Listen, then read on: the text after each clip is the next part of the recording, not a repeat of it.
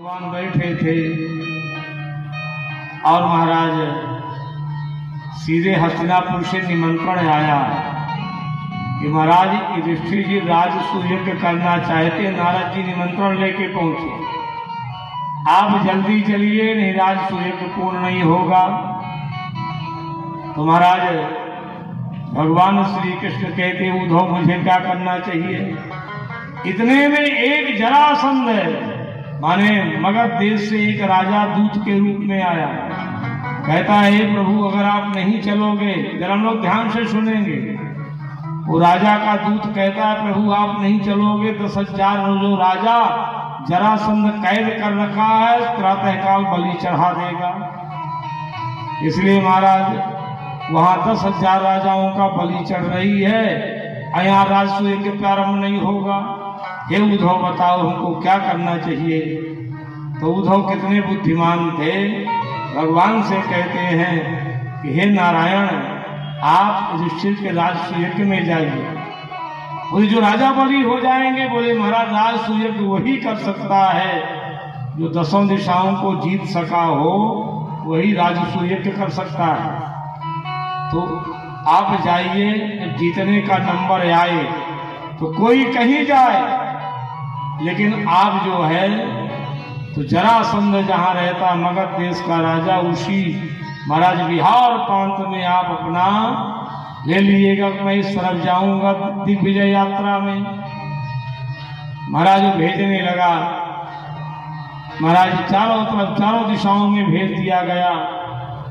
जरासंध के पास जाने के लिए भगवान ने केवल अर्जुन, भीम और स्वयं बोले हम 3 लोग जाएंगे, चौथा कोई नहीं जाएगा। और तीनों गए हैं।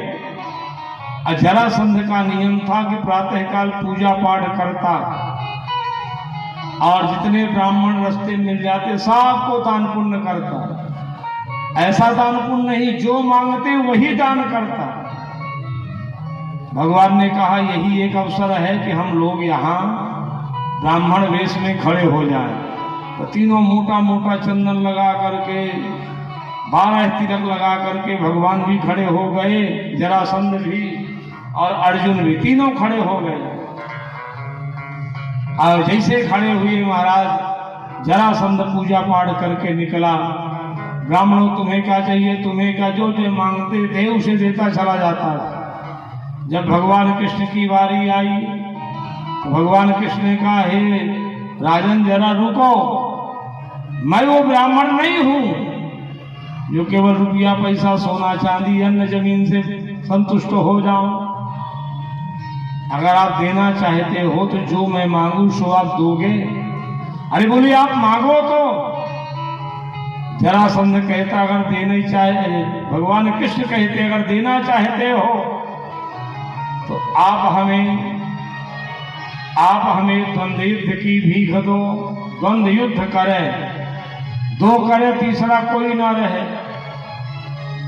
तो जरासंध कहा कि मैं निश्चित रूप से तुम्हें दूंगा, लेकिन ये बताओ तुम लोग हो कौन। क्योंकि ब्राह्मण कभी द्वंद्व युद्ध की भीख नहीं मांग सकता, वो कभी लड़ाई झगड़ा नहीं मांग सकता। वो जब वही मांगेगा तो बढ़िया शांति से रहना, शांति से भोजन पूजा पाठ मांगेगा, युद्ध काहे को मांगेगा। तुम लोग ब्राह्मण नहीं लगते हो कौन, आखिर तुम्हारे कंधे में धनुष की रगड़ बनी हुई है।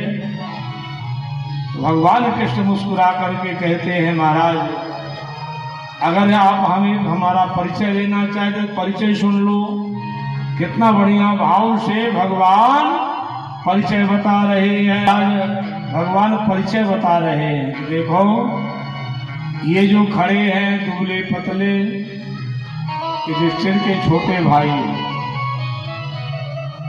ये जो असौ प्रकोदरो भारी पेट वाले भारे शरीर वाले खड़े हैं, ये युधिष्ठिर के मझले भाई भीम हैं। और मुझे आप पहचाने कि नहीं पहचाने।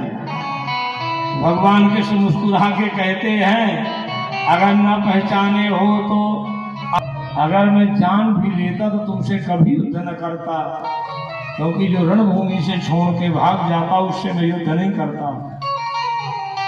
अर्जुन बेचारा अवस्था में बल में हमसे छोटा है, इसे भी मैं युद्ध नहीं करूंगा।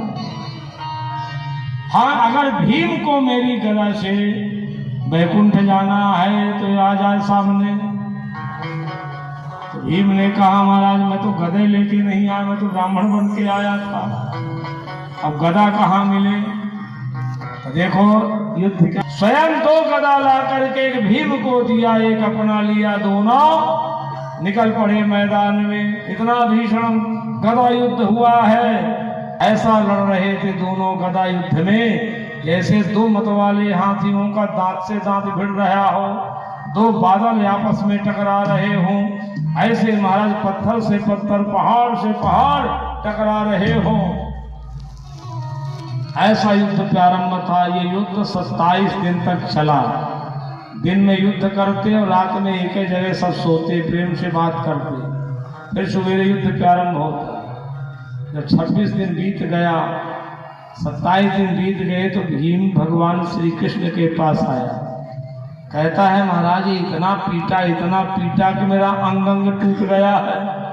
देखो भगवान को भीम के बल का अहंकार समाप्त करना था। तो महाराज भीम कहता है कि महाराज इतना पीटा कि मेरा अंग अंग टूट चुका है, अब मैं किसी लायक नहीं बचा। कल अगर इसी तरह से पीटेगा तो मैं रणभूमि से छोड़ करके महाराज गदा फेंक के भाग चलूंगा। बोले तुम क्षत्रिय होके भागोगे? अरे बोले आप भी तो इससे भाग चुके हैं एक बार, आप भी तो भाग के द्वारिकापुरी में जाके बैठ गए, तो मैं जान थोड़ी मरवाऊंगा। महाराज जब मैं मारता हूँ तो मेरी गदा असर नहीं करती, ये मारता तो मेरा अंग अंग टूटा जा रहा है। भगवान ने कहा भीम युद्ध का नियम है, युद्ध का ये नियम है कि सदैव भगवान मां मनुस्मर युद्ध का, मेरा स्मरण करते युद्ध करो, स्मरण मेरा बना रहे, स्मरण मेरा बना रहे, युद्ध करोगे तो लाभ मिलेगा। तो आज महाराज भीम को कहे कि मेरी तरफ एक बार देख लेना तब भागना। 28वें दिन महाराज युद्ध प्रारंभ हुआ। इतना जरासंध ने भीम को पीटा, इतना पीटा कि भीम भैया भागने वाले थे। तब तक में उन्हें याद आ गया कि कन्हैया ने कहा था एक बार मेरी तरफ देख लेना। जैसे भीम देखे तो भगवान कृष्ण ने गीली लकड़ी लेकर के उसको चीर करके दातून जैसे विपरीत दिशा में फेंक दिए, इशारा किए यही काम करो। भीम तो समझ गया, महाराज गदा को फेंका, जरासंध को पटक करके एक पैर में एक पैर रख करके दूसरा पैर जोर से उठा दिया तो जरासंध फट गया। जब फेंकता तो फिर जुड़ जाता। भगवान ने कहा नहीं विपरीत दिशा में फेंको। जब विपरीत दिशा में फेंका गया, चारों जयकार होने लगी, भीम के फूल माला चढ़ने लगे।